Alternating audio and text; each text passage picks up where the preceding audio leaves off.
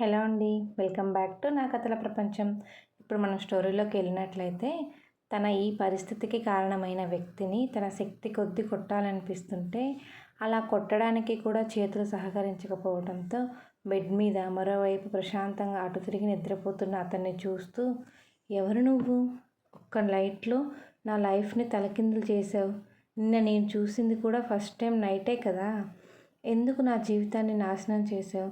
వారం రోజుల్లో నా పెళ్ళి. ఇప్పుడు నేను ఎలా వాళ్ళ ముందు నిలబడాలి? అసలే మా నాన్న పరువు అంటే ప్రాణాలు ఇస్తారు. కూతురా ఇంటి పరువా అంటే ఖచ్చితంగా పరువు కావాలనే ఆయన, నేను నీ చేతిలో నలిగిపోయాను అని తెలిస్తే నన్ను బ్రతకనిస్తారా?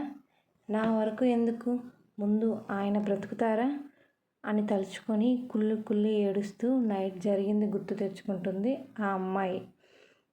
Follow for more videos.